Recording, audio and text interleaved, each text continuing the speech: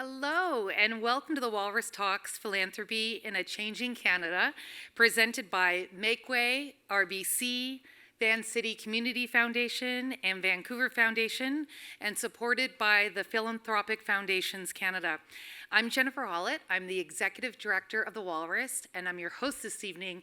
And I heard someone was going to start a clap. It's okay, you can make some noise. Welcome. We are thrilled to be back in Vancouver at the Djavad Mowafaghian Cinema here at Simon Fraser University and streaming live online at thewalrus.ca. Hello to the over 600 households and people registered online and growing.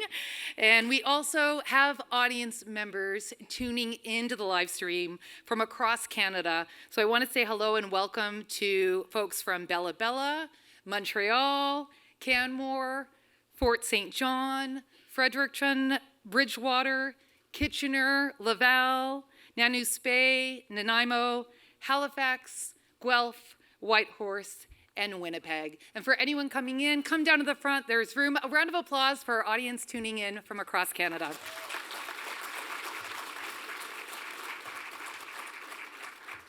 We encourage you all to share this conversation on social media. You can tag us at The Walrus and use our hashtag Walrus Talks. A hashtag is a great way to connect the room that's in person with our online audience. I'd like to start by acknowledging the land that we're on. We are gathered on the traditional, ancestral, and unceded territory of the Coast Salish peoples, including the territories of the Musqueam, the Squamish, the Stolo, and the Tsleil-Waututh nations. At the Walrus, we're honored to carry on a tradition of storytelling and work with Indigenous, First Nations, Métis, and Inuit storytellers in various forms from across the land. We encourage you to take a moment to reflect on the land that you're on, whether you're here with us in Vancouver or somewhere else being a part of this event. A bit about the Walrus. The Walrus is Canada's conversation. We cover stories across Canada to offer a deeper understanding of who we are for those inside and outside the country. This year, from terrorists to taunts of becoming the 51st state to tariffs again, Canada is the conversation, and the country is standing strong. We're responding to this moment with facts, analysis, and even some humor, as is the Canadian way. At The Walrus, you can find us online at thewalrus.ca, in print, on newsstands, or by subscribing. You can also listen to our podcast and stories online, or take part in events like this one. This work is fiercely independent. It's powered by our community of donors, supporters, and partners. So thank you all for being a part of this. As well, thank you to Makeway, Philanthropic Foundations Canada, RBC, Van City Community Foundation, and Vancouver Foundation for partnering with us on this event and the conversations this evening. To tell us more, please welcome to the stage Jean-Marc Mangin, President and CEO of Philanthropic Foundations Canada.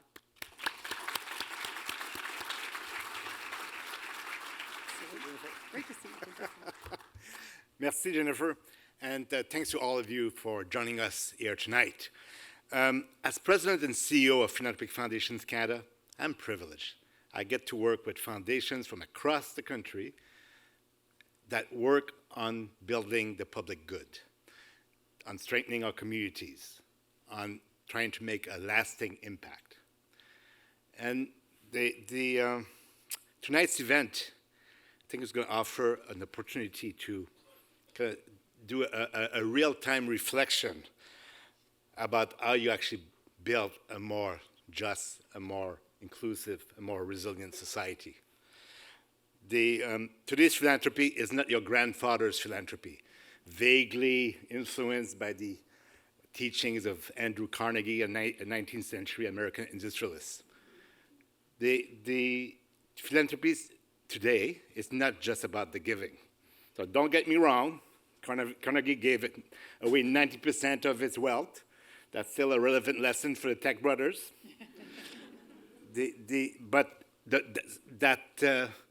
Today's philanthropy is about really listening,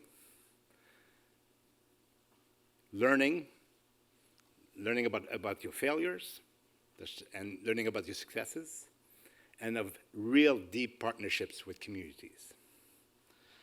And if you really work that way, you need to do so with humility and with a deep sense of justice. And this new philanthropy of empathy, solidarity, and love is in fact not new.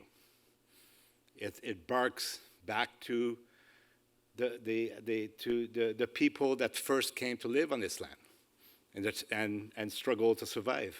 They could only survive by working in solidarity with one another. And it's no accident that this work today is carried often by Indigenous people, women, and new Canadians. So I want to extend my thanks to you, the Walrus, for holding the space for this conversation, and to my fellow foundation whose support made it actually possible. So Make Way, the Vancouver Foundation, the Van City Community Foundation, and RBC. This evening's speakers bring a wealth of experience and insight to these questions. Their daring and bold work, whether in grassroots organizing, policy innovation, or institutional leadership, is helping to redefine what philanthropy can and should be in the changing Canada. As Murray Sinclair reminded us before he left, we only fail if we quit. None of the voices you're about to hear tonight are quitters. They are some of the brave faces inspiring Canadian philanthropy, and I hope soon all of you. Miigwech, merci, and thank you.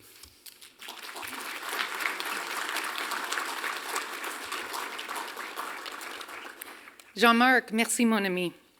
Philanthropy, which literally translates to love of humanity from its Greek roots, is an essential part of a healthy society. It is distinct from the work of charities, in part because philanthropists or the foundations working on their behalf are part of the funding pool for charitable work. Last year, the Walrus explored power in philanthropic and charitable work. Tonight, speakers will take a closer look at how philanthropy is evolving to meet the needs of Canadians and our communities, and how philanthropy ultimately changes depending on the places and the people it serves. Coming up, we'll be hearing from 7 speakers with 7 minutes each. Kris Archie, CEO, The Circle on Philanthropy.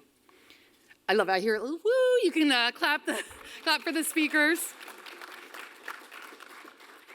Pamela Uppal-Sandhu, Director of Policy, Ontario Nonprofit Network. Matthew Smedley, Executive Director and CEO, Mission Possible. Eddy, Adra, CEO, Coast Funds. Djaka Blais, Executive Director, Hogan's Alley Society. Anthonia Ogundele, Founder and Executive Director, Ethos Lab. And Donna-Lynn, Rosa, CEO, Atira Women's Resource Society.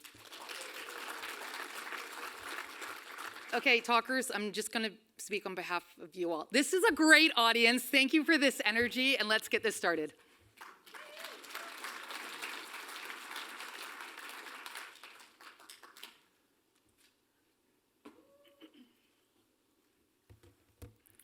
Wake to quiet up. Kris Archie and Squess, Sequipment de Gamla from Tiaskin. My name is Kris, and I'm really delighted to be here as I fiddle with my notes. There we go. Okay, so in February of 2021, I was turning 39, and I decided that it would be a good time to get these sleeves tattooed on my arms. I also bought a fairly mint cherry red 1983 Suzuki Savage motorbike, which I've still never ridden. And I also got a French tin puppy whose name is Pepper. In addition to what would be considered as a very typical midlife moment, we were also still in the clutches of COVID. This was the Omicron era. I was also coming out of my first year of language learning. One of the best gifts that COVID created for me in my life and in my community was that our Secwepemc learning language classes, they went online for community members for the first time ever. It was really one of the most special things about this moment in time. The beautiful thing about language learning was that it was very quickly reminding me, compelling me, in fact, that I needed to be back home in Tseskin more often and for longer periods of time. It was an undeniable shift. I was deeply activated by learning my language, by stumbling over the words, by feeling what it is to be a new learner of something that was deep, deep inside of me. But it also meant that I committed to moving home. You might be asking yourselves, what does any of this midlife crisis, language learning journey, dusty motorcycle, and a desire for moving home have to do with philanthropy? Well, for one, it helped me activate my seasonal sabbatical. This is a 1 week per season leave that I take as the CEO for a national organization called the Circle on Philanthropy, an investment in my leadership as an Indigenous person leading an Indigenous organization, bringing Indigenous worldviews and wisdom to the philanthropic sector. This leave meant that I was allowed to return home to my territory for a week a season, and as I began to activate this leave, I started to notice again the fullness of 4 seasons. It wasn't just gray, rainy season and less gray and maybe sunny, as we have here in the wet West Coast. So when I started to be home more often through these periods of my seasonal sabbatical, it's when I started to notice this plant called Sifnelf. Sifnelf. If you have a program and if you search around, you might also notice it there.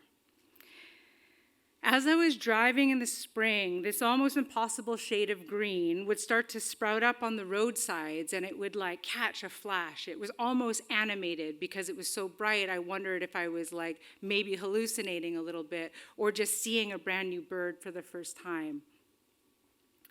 It would show up in ditches, and in particular, especially after the wildfires in the 2017 season in my territory of Secwepemc. It was also showing up in these places that had been like deeply blackened and charred because wildfire had gone through the landscape. In the summer, this vivid fuchsia would burst forth, and then it would make way for this plant that would like turn fuzzy and would float around. And at the very end of its life cycle, what would be left behind would be a tall and stunning orange-gold display of leaves. This plant kept calling my name and catching my eye, inviting me to deepen a relationship to place. And as I spent more and more time at home and with this plant, I came to discover some very key pieces of wisdom about its glorious present. This plant thrives in disturbed soil. In land that has been ravaged by fire, soil disturbance, and erosion, it takes root and it propagates and it springs up over and over again. What's really amazing is that it has value in terms of being food and medicine, and it brings beauty very consistently at every stage of its life cycle, from being a new shoot to being a flower to becoming fluff and leaves. And in Secwepemc territory, you may also find it in medicine pouches, in bras, and in pockets, because some people will also say that it brings you luck in gambling and in love, which is really the same thing. So this coming into relationship with Sifnelf also correlates with our Aunties in Philanthropy gathering, which is really a gathering of Indigenous women from around the globe who are coming together to recognize our leadership in new ways of giving and being in relationship and of extending our generosity to those around us. That was a partnership with the International Funders for the Indigenous Peoples, the Arctic Funders Collaborative, and the Circle on Philanthropy. Where we spent our very first gathering was actually in Talel, which is on Haida Gwaii, and Talel is their place name for the same plant.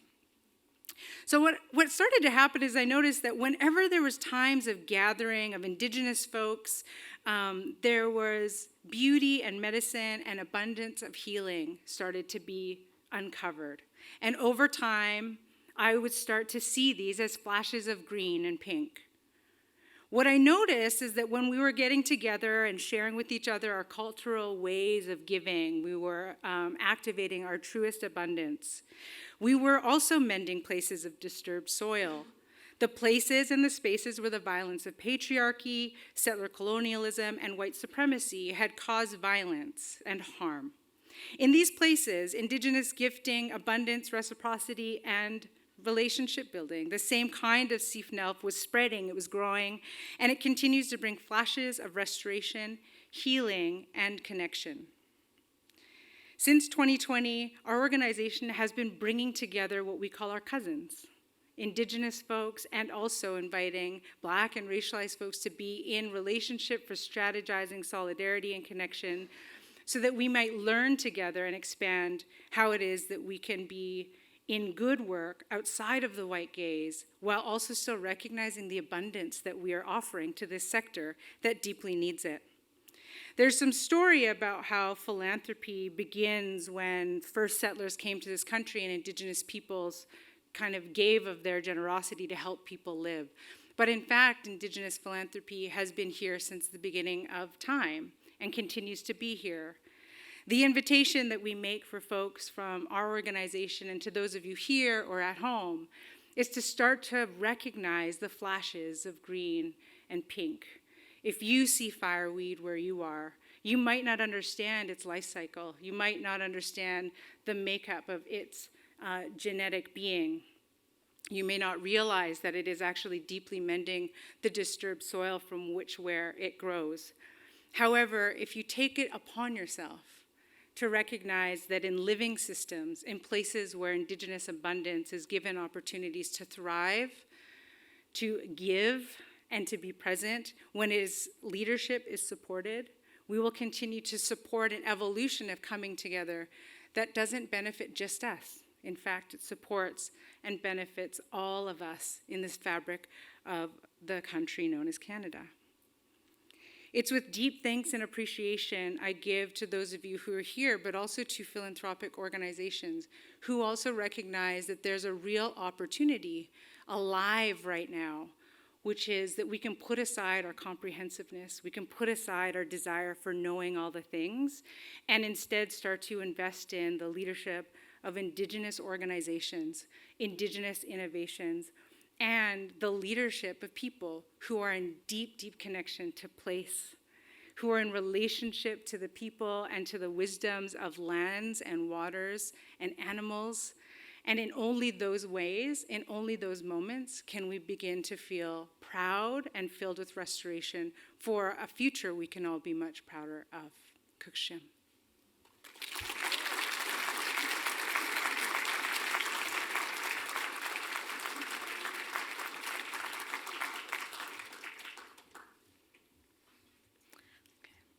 Good evening, everyone. My name is Pamela Uppal-Sandhu, and I'm the Director of Policy as well as the Interim Co-Executive Director at the Ontario Nonprofit Network, ONN for short. I'm here today to ask you a question. Who cares for the people who care for community when the world is on fire?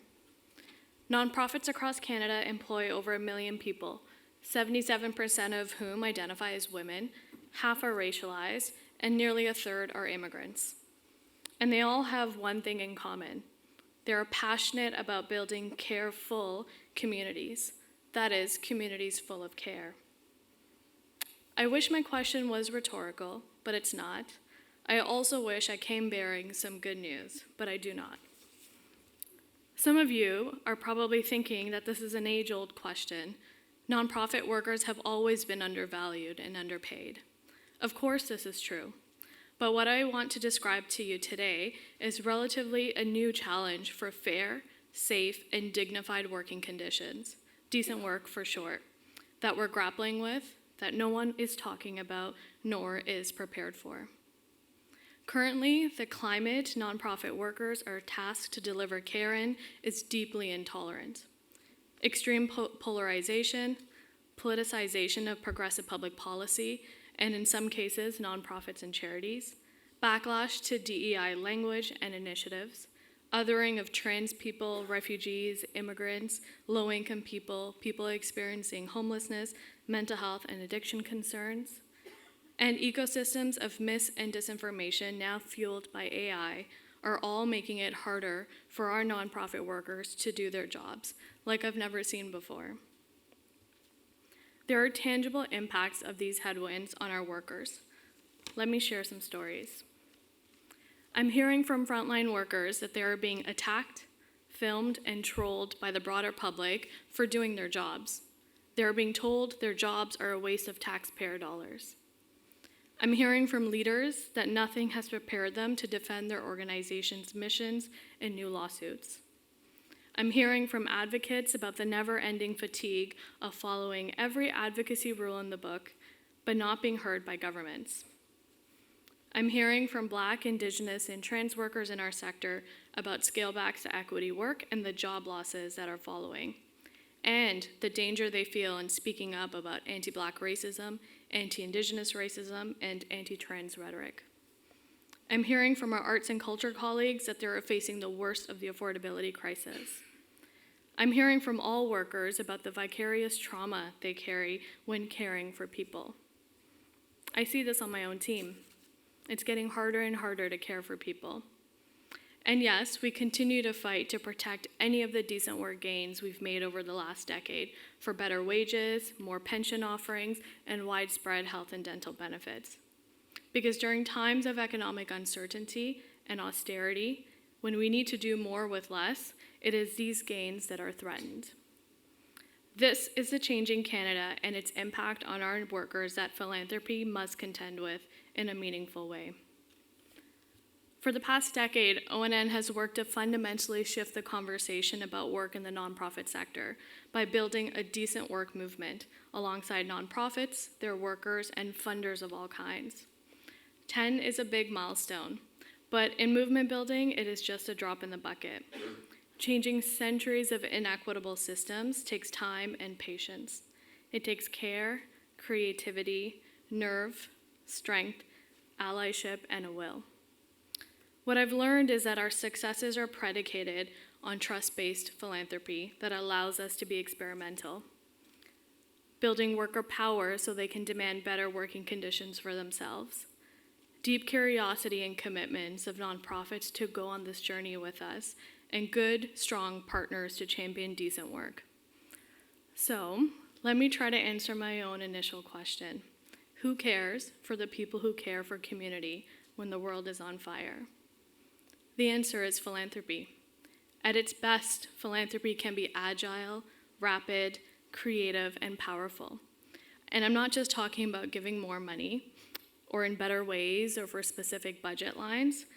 I'm talking about leading the charge, powering big and creative ideas that advance decent work for our workers so they can navigate the changing Canada I just described. I'm talking about activating sector-driven ideas that center people doing care work in our communities in your short-term and long-term planning. What are some big and creative ideas? I have a couple of examples. How about a pooled fund for nonprofits to pay into and draw from to top up wages for their workers during leaves like maternity, parental leave, adoption, or caregiving leave? How about an SOS grant, a staff operating support grant that is restricted for investing in an organization's people and strengthening its decent work systems like wages, benefits, HR policies, PD, and wellness practices? The second one is not my idea. I'm borrowing this from our nonprofit allies south of the border. The world of work is shaped by intersecting systems of oppression, dictating who should do what type of work and for how much. These systems not only place value on our workers, but also are the undercurrent of what we are seeing in our communities today. But let me remind us all again, our workers are not overhead, but rather the foundation for strategy, capacity, fiscal health, and program impact. Our workers are not at the margins of the economy, but rather are doing the work that builds our economy. My call to action for philanthropy is simple. Join me in caring for our workers, who are the first line of defense on the ground for community when the world is on fire. Advance decent work, don't stop, don't go backwards. Our collective commitment to decent work will have ripple effects, helping to advance care in our communities, creating a careful Canada. Thank you.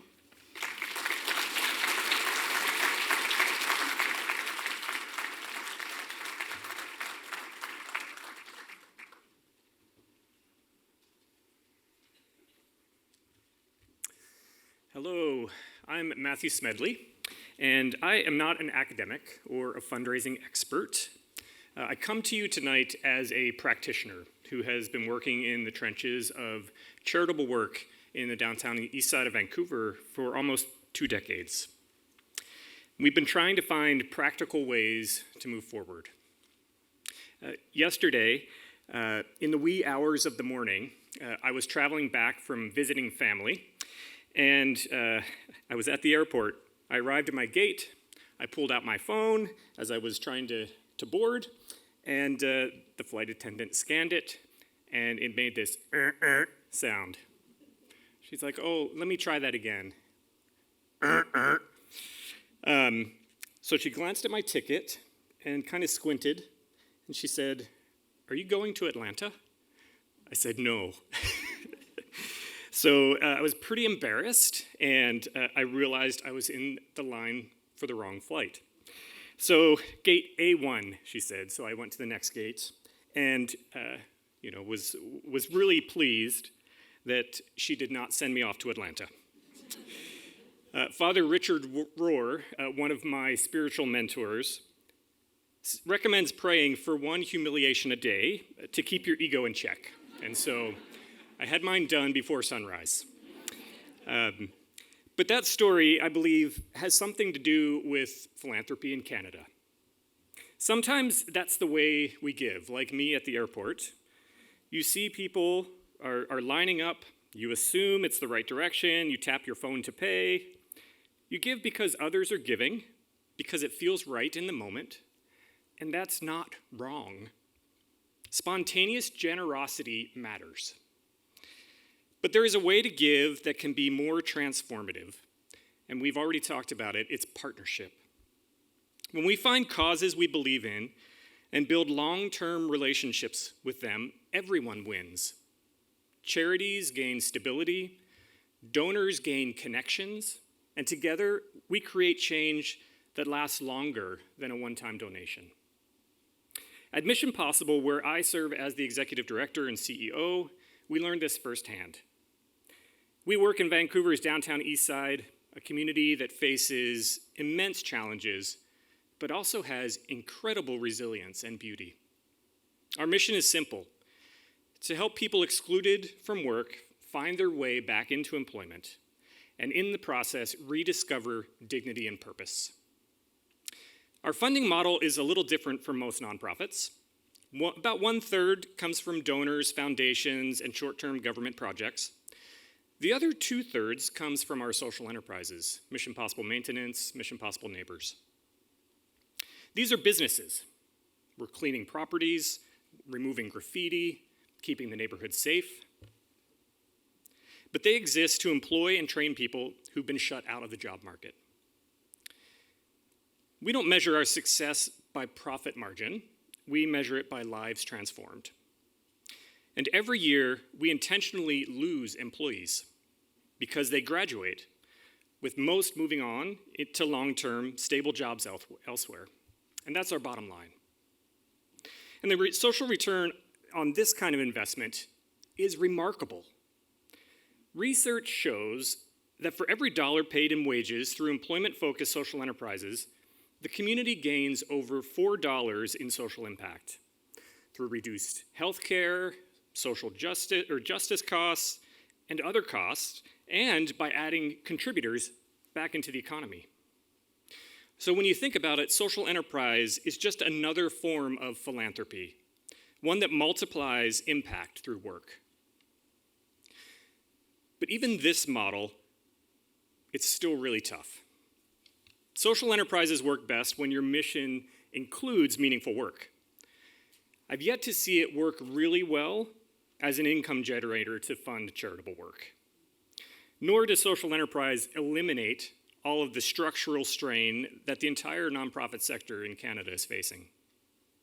Across the country, community organizations are holding the line on every major social challenge: housing, mental health, poverty, the climate crisis. I could go on.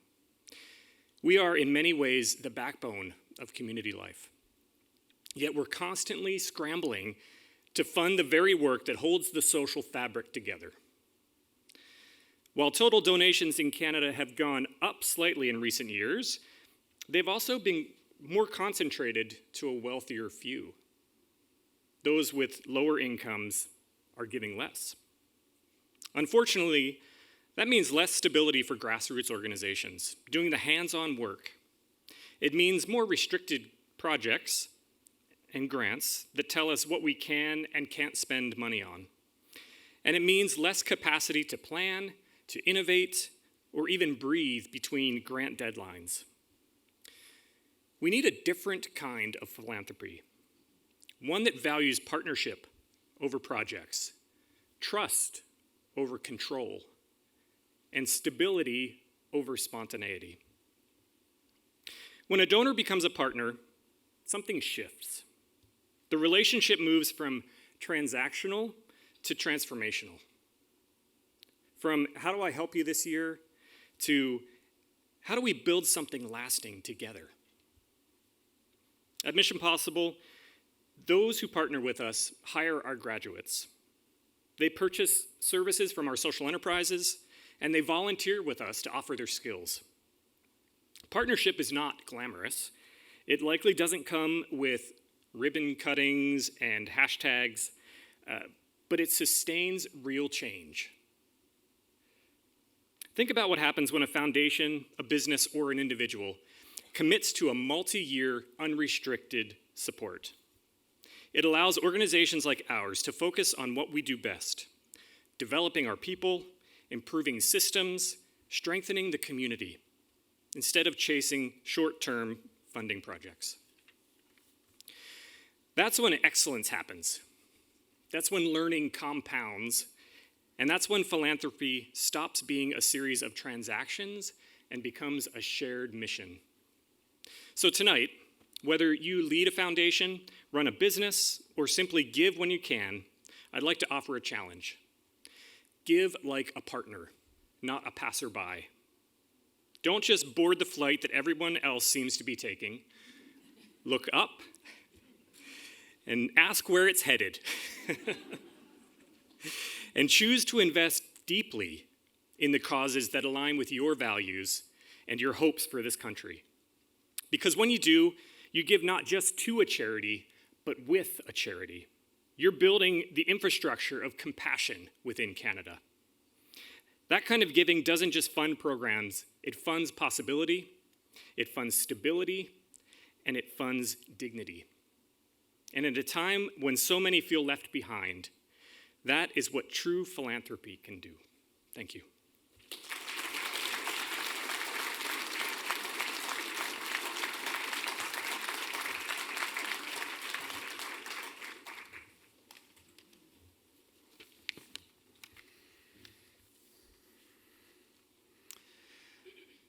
Good evening, Good evening, everyone. My name is Eddy Adra. I'm the CEO at Coast Funds, but maybe more importantly, I'm a father of two beautiful young boys, one of 3 and a 6-month-old. And so if you see online big bags under my eyes, that's just lack of sleep that comes with parenthood. So bear with me, but really excited to be here.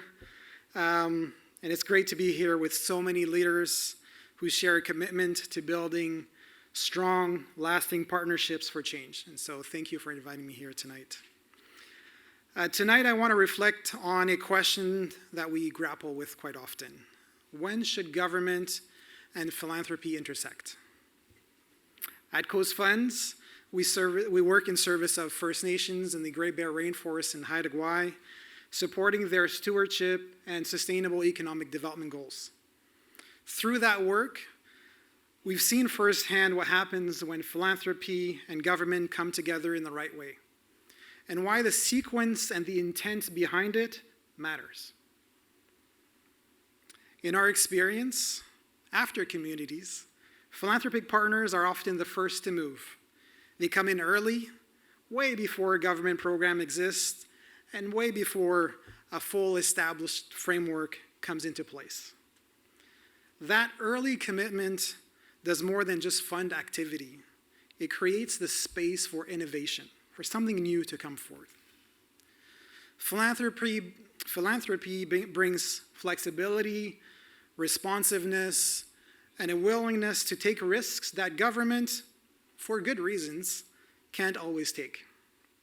And so that early investment allows communities and organizations to test ideas, set priorities, and establish the models that are necessary to demonstrate what can be possible.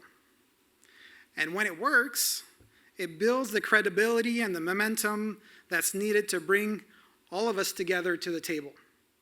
And when it doesn't, it generates the thoughtful and necessary insights that others can learn from.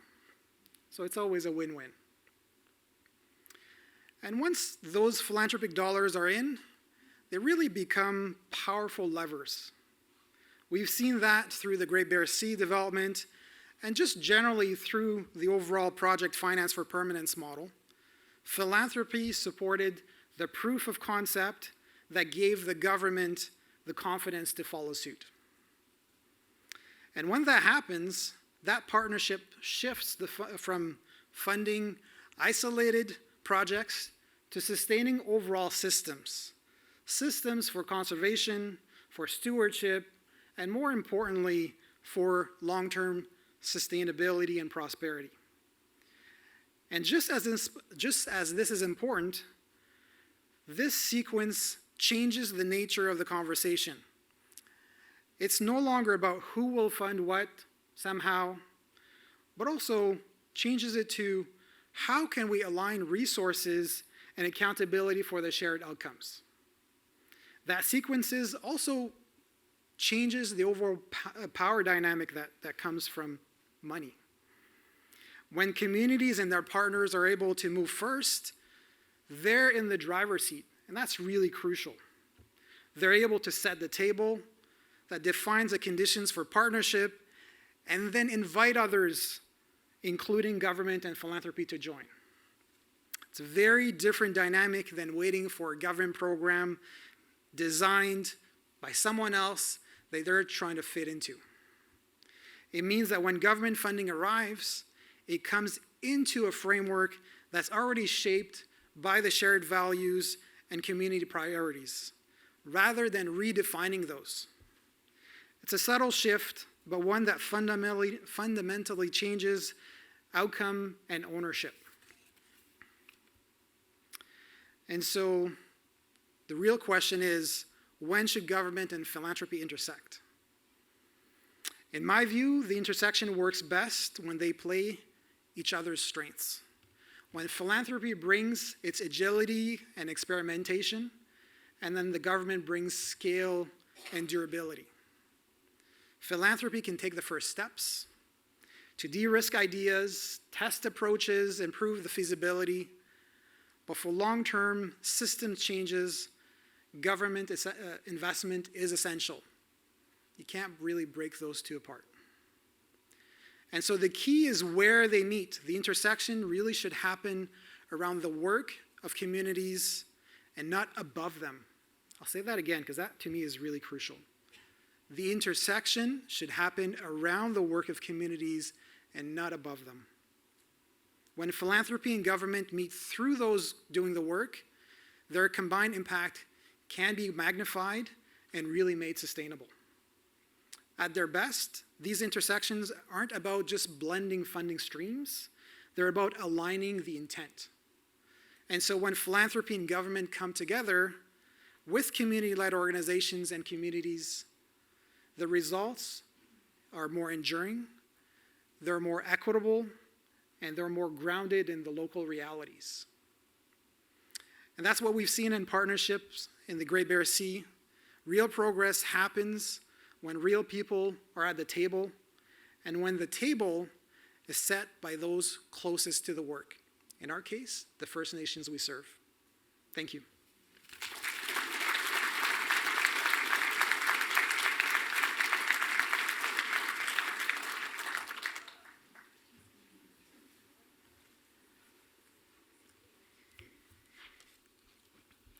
I'd like you to take a moment to picture a place where you feel a deep sense of connection.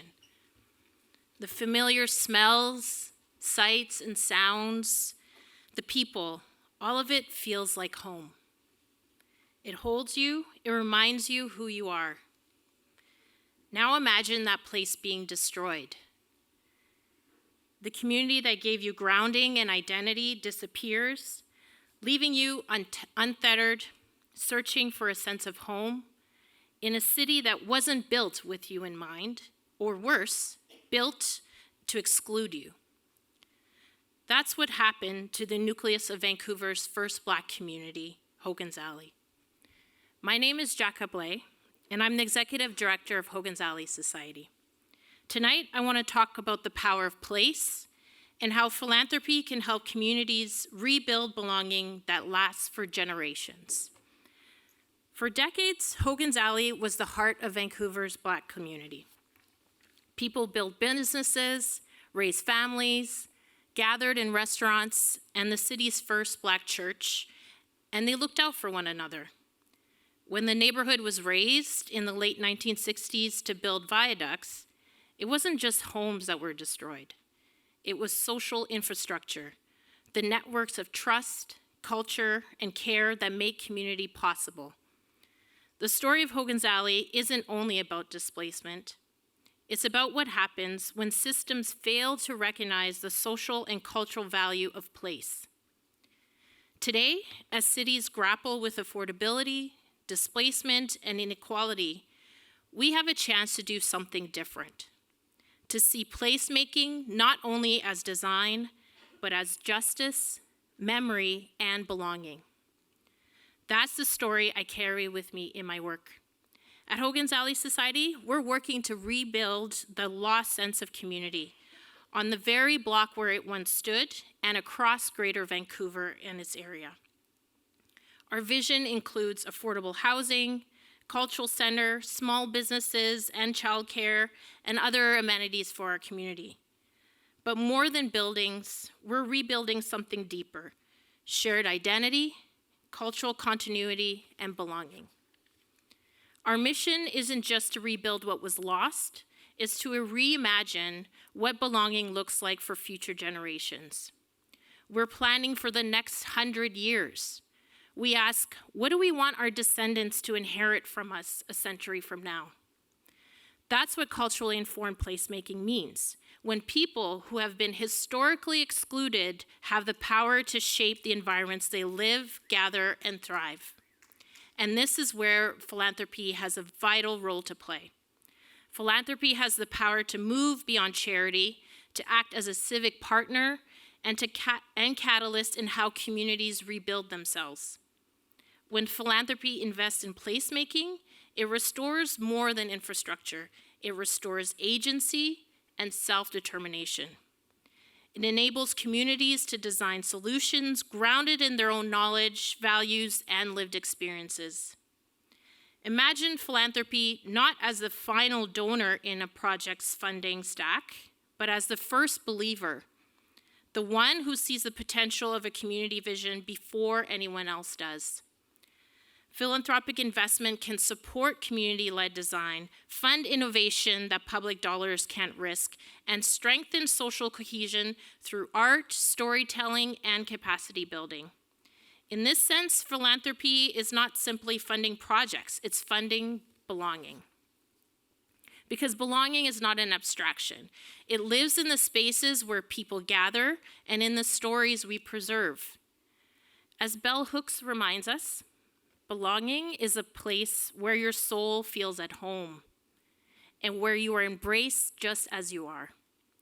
Rebuilding Hogan's Alley is about creating that kind of home, not just for Black Vancouverites, but for anyone who has ever felt displaced or unseen.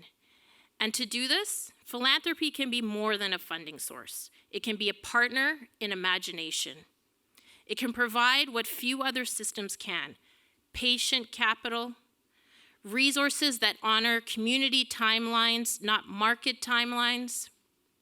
It can take the long view, supporting plans that envision not just the next grant cycle, but the next century.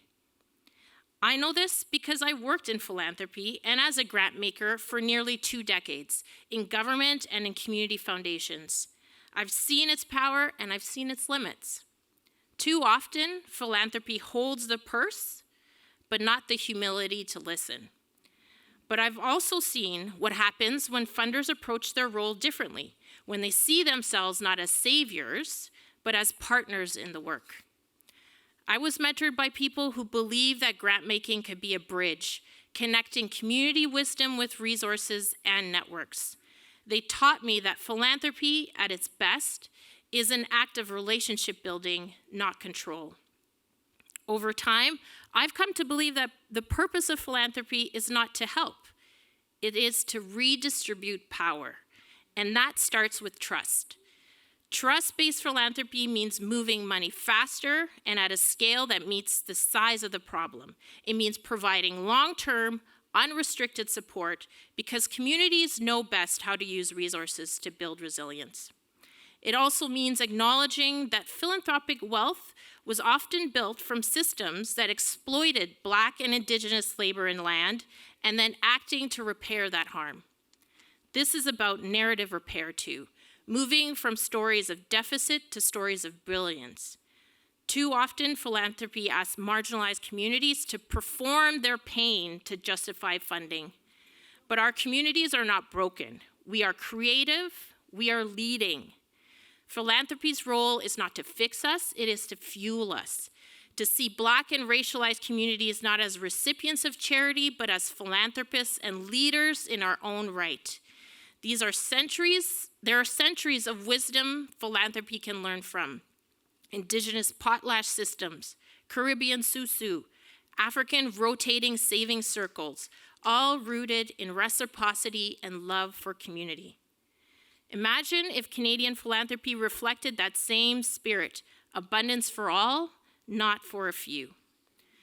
At Hogan's Alley Society, we're building a 100-year legacy rooted in Black leadership, cultural restoration, and justice. But this isn't only about one neighborhood. It's about reclaiming the right to belong for everyone. Philanthropy can help us get there by offering patient, flexible capital, by trusting communities to lead, by funding belonging, not just projects. Because when we build for the long term, for those who will come after us, we move from charity to legacy. And that, to me, is the true purpose of philanthropy, to make visible the invisible architecture of belonging, to use power for change, and to ensure that a century from now, our descendants will have a place where their souls feel at home. Thank you.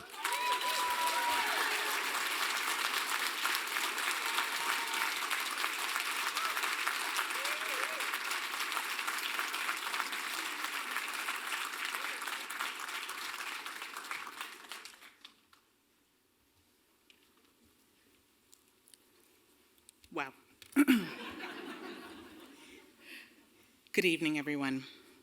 My name is Anthonia Ogundele, and I'm the founder and executive director of Ethọ Educational Society. We are a Black-led, Black-centered nonprofit in Vancouver on a mission to empower youth to transform their communities and shift the culture of innovation by providing after-school STEAM programs. That seems quite straightforward. But when you come into Ethos Lab, you experience something different. You experience culture, you experience community, and in fact, you experience a little bit of confusion. Wasn't I just signing up for a STEM program? We exist in this space of innovation that is changing rapidly, accelerated by the adoption of artificial intelligence, which is greatly impacting the engagement by racialized communities. We're in unprecedented times.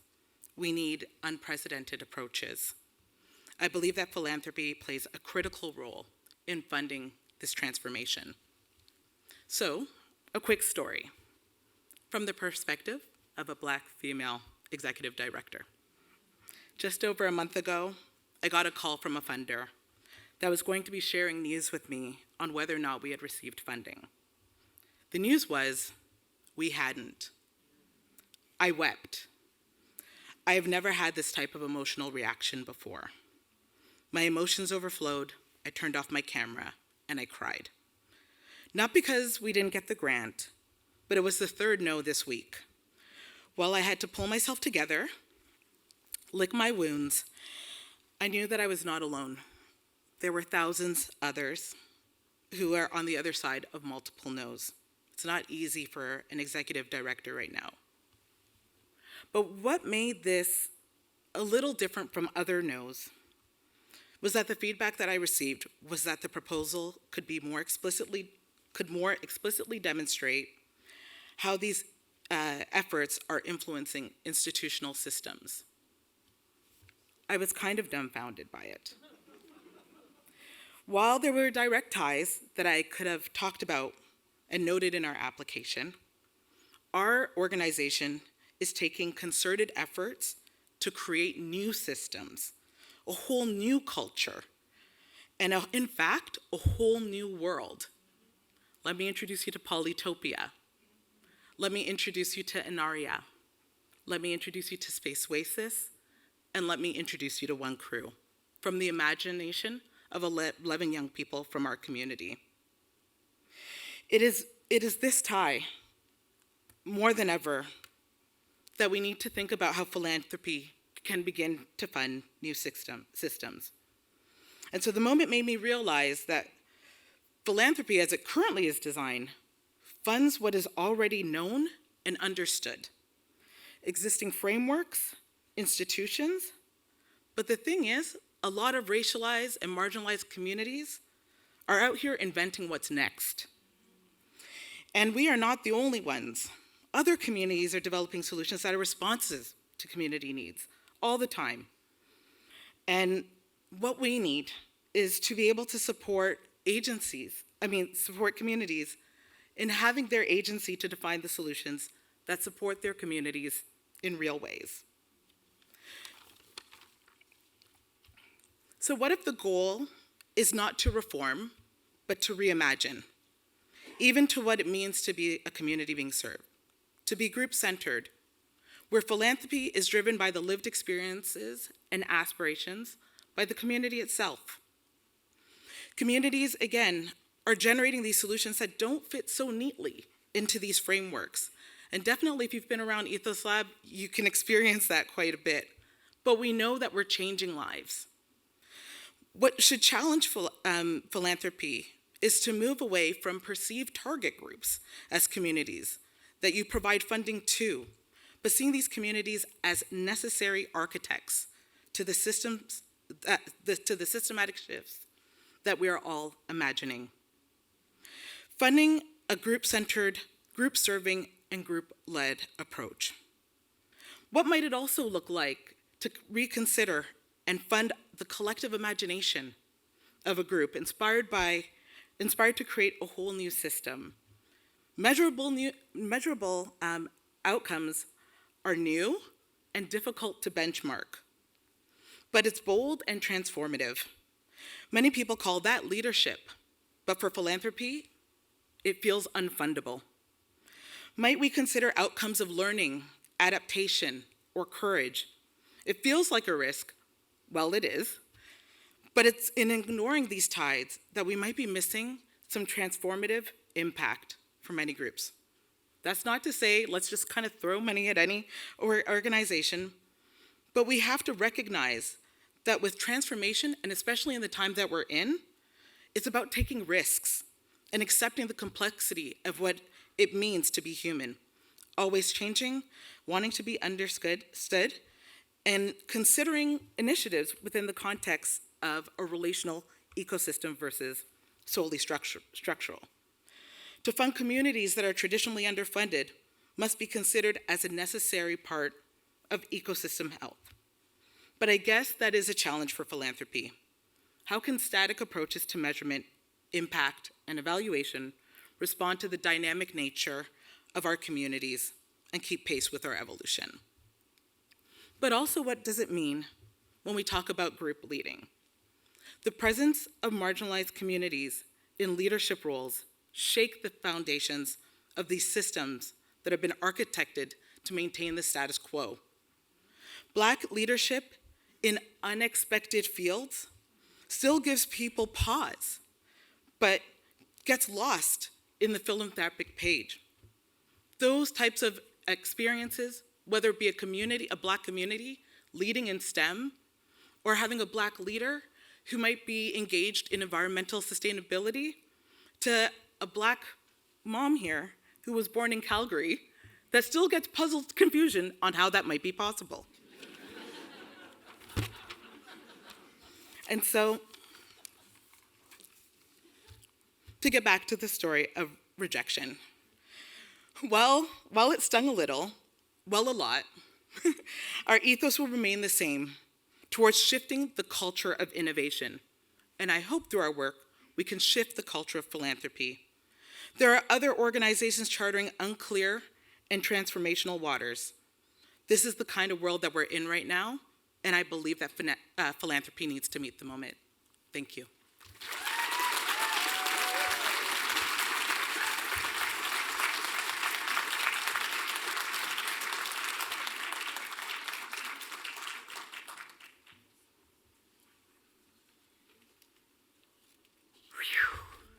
That was great. Good evening. I'm Donna-Lynn Rosa. My pronouns are she and her. I'm the CEO of Atira Women's Resource Society.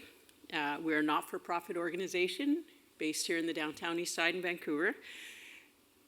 And we are serving women and children who are fleeing violence with a continuum of housing, legal services, overdose prevention, prenatal care, outreach, and other life-saving services. Prior to this role in not-for-profit, I had a 30-year career in government, both in the East Coast in Ontario and here in Vancouver.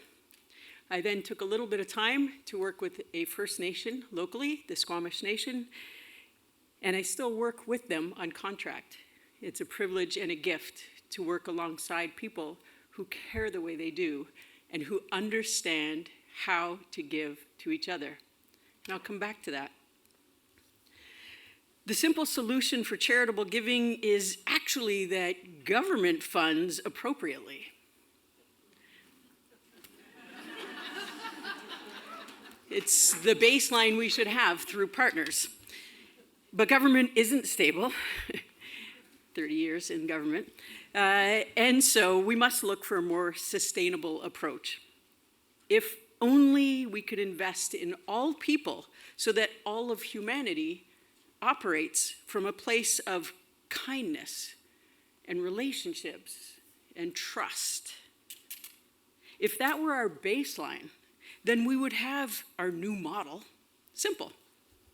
The Squamish elders reminded me that we're all connected. So when we do for others, we're also doing for ourselves. Unfortunately, being kind humans is not currently our baseline. We exist in a colonial capitalist system. Due to funding constraints and the overwhelming and growing human need for social supports, nonprofits are forced to look at cost effectiveness over impact. Funding comes with strict guidelines, rigorous administrative reports, audits, and financial reconciliations to ensure that the money is being spent in the way that the funder thinks is best. This begs the question, how can we spread this funding out to make a small difference for the highest number of people? Instead of, how can we actually use this funding to make an actual difference in this person's life? How can we help them in a way they truly want and need? We create administrative roles to seek, have oversight of, and or disperse funding, which then pay for the very administrative roles we employ. It's the proverbial hamster wheel. The administrative burden put on not-for-profits who want and should focus their efforts on service far exceeds the capacity to keep up with the administrative demands put on them by funders. It's exhausting. We know that we're in a homelessness crisis. We know that we're in an opioid crisis. We know that rates of gender-based violence are rising. We know these growing statistics have negative impacts on people's mental health and wellness, yet the amount of available funding stays relatively the same. Nonprofits are forced to fight against each other for this funding, further dividing the sector. We know that this current system is broken. Yet, we are so understaffed and face so much turnover and burnout that we don't have the capacity to even imagine a model other than the one we're used to. So I'm grateful for tonight. When the added burden of jumping through hoops year over year, application over application, is layered onto an already depleted staff, the consequences are severe. Recently, we received a grant from the lovely Vancouver Foundation that allowed us to prioritize what we knew would be game changers for our service. This grant, based on, wait for it, trust, kindness, and relationship, still required reporting. However, it had afforded the flexibility needed to support us as providers to be nimble. We are in relationship with the funder that is based on understanding what we do and trusting us to do it with integrity. There's the simple answer. Funding relationships must be based on trust, relationship, and dare I add, kindness. We are known to this funder, and our relationship is strong. Let's take that a step further. What if funders worked together to get the most impact for their giving? What if they collaborated, coalesced around social change, like violence against women or homelessness? And what if they worked with the service providers to build trust and relationships? And what if they also worked with the folks they serve to understand the impact firsthand? Let me give you an example. One of my team is doing outreach and encounters someone in distress. Not uncommon. They realize that a cup of coffee and a pack of smokes will help build some trust, so they do that. They sit with the person long after their shift is ended to make sure that this person isn't left alone in a vulnerable state. Chances are good they bought that coffee and that pack of cigarettes out of their own pocket. And for sure, they stayed beyond their regularly scheduled time without pay.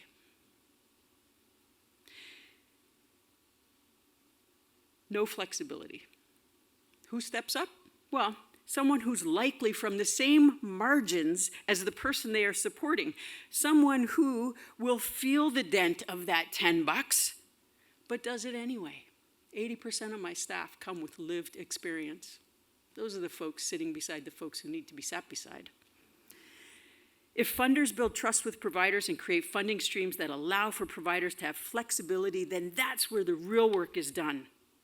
You see, when funding is earmarked for A, knowing that what this person actually needs is B, but the funding for B isn't coming through, so we have to provide A. It just doesn't make sense. We provide A and we know this person's at risk because B, that we should have provided, didn't meet the requirements. And they won't be funded next year, or at all maybe. The result of this top-down funding is that anyone who needs these social services are forced to prove that they are suffering just the right amount to gain a temporary solution to their problem. We are forcing the most marginalized and vulnerable people in our community to re-traumatize themselves time and time again that they are suffering, that they are truly suffering, so that we can support them. This is not dignified or compassionate. The only current incentive for corporations and people to donate is tax breaks or positive PR, heroics. We need to shift the language from subsidizing to investing, from nonprofit to continuum responders. We need to look at life-changing impacts for people, not the total number of people we serve. We need to build on hope, trust, and humanity, and dare I say, kindness. Stick to these as our baseline, and we might get through this. Thank you.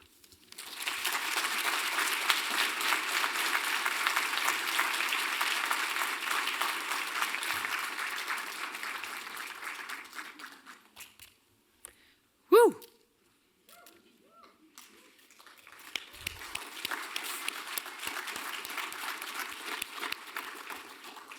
I like to scribble notes listening to the talkers in the front row. Thank you, Kris, Archie. Seasonal sabbatical, I think a few of us wrote that down. Fullness of 4 seasons, and a reminder of what we can learn from nature if we take the time. Pamela, Uppal-Sandhu, trust-based philanthropy, and supporting not only the sector, but the workers specifically. Matthew Smedley, 1 humiliation a day. I have to say that's a new way to look at it. I like that. The importance of partnership. Eddy, Adra, philanthropic partners are often the first to move. We should be playing to philanthropy's strengths. Djaka, Blais, philanthropy, a first believer, the wisdom of bell hooks, Black communities, leaders, and I want to stress the wisdom of Djaka.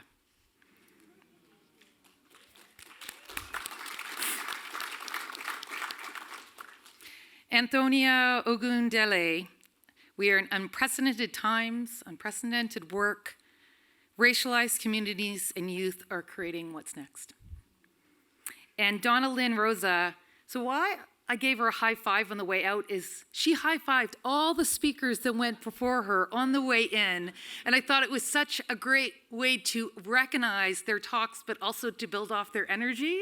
So you are living your talk. You asked us to really think about what's our baseline and that we have an opportunity to make an actual difference rather than to be trapped on the hamster wheels of administration. You also said we know quite a bit. It's because we know. There is a new way and a new model. Thank you again to all of our talkers this evening.